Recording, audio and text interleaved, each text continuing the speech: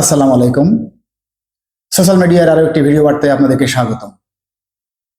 আমাদের এবারের বিষয়, কোরআনের অনুবাদ কি তাফসীর নির্ভর? কোরআনের অনুবাদ কি ব্যাখ্যা নির্ভর? হাদিসের ব্যাখ্যা ছাড়াই কোরআনের অনুবাদ কি স্পষ্ট নয়? আসুন দেখি এ ব্যাপারে কোরআনে কি বলা হয়েছে। আর আমি প্রত্যেক বিষয় বিস্তারিতভাবে বর্ণনা করেছি। আকাশে আর জমিনে এমন কোনো অদৃশ্য বিষয় নেই যা সুস্পষ্ট কিতাবে নেই। অবশ্যই আমি জ্ঞানী লোকদের জন্য আয়াতসমূহকে বিস্তারিতভাবে বর্ণনা করেছি। এভাবেই আমি জ্ঞানী সম্প্রদায়ের জন্য আয়াতসমূহকে বিস্তারিতভাবে বর্ণনা করি। আমি কোরআনকে সহজ করে দিয়েছি উপদেশ গ্রহণের জন্য। উপদেশ গ্রহণ করার কেউ কি আছে? আর আমি তার জন্য ওহী বা ফলক সমূহে সর্ববিষয়ে উপদেশ ও সবকিছুর বিস্তারিত ব্যাখ্যা লিখে দিয়েছি। এই কিতাব প্রোগ্রাময় সর্বজ্ঞ সত্তার পক্ষ থেকে অবতারিত হয়েছে। এর আয়াতগুলো সুস্পষ্ট, সুবিন্যস্ত ও বিশদভাবে বিবৃত।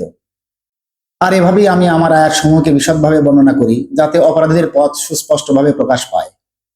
আর আমি আপনার উপর কিতাব নাজিল করেছি পতিত বিষয়ের স্পষ্ট বর্ণনা, হিদায়াত, রহমত ও মুসলিমদের জন্য সুসংবাদ স্বরূপ।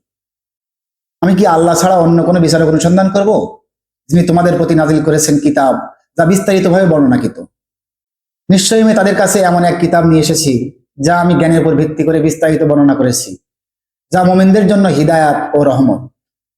আমি তোমার প্রতি নাজিল করেছি এক বরকতময় কিতাব, যাতে তারা এর আয়াতসমূহ নিয়ে গভীরভাবে চিন্তা করে এবং বুদ্ধিসম্পন্ন লোকেরা উপদেশ গ্রহণ করে থাকে।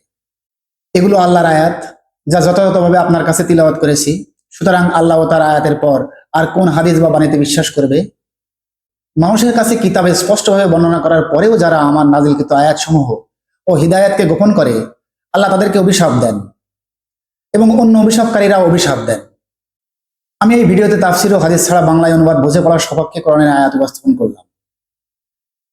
কোরআন বাংলায় পড়ার ক্ষেত্রে হাদিস ও তাফসীরের প্রয়োজন, এই কথার সপক্ষে কোরআনের আয়াত আপনার দেখা থাকলে অবশ্যই কমেন্টে জানাবেন। ধন্যবাদ সবাইকে। আবারও দেখা হবে নতুন কোনো ভিডিও বার্তায়। আল্লাহ হাফেজ।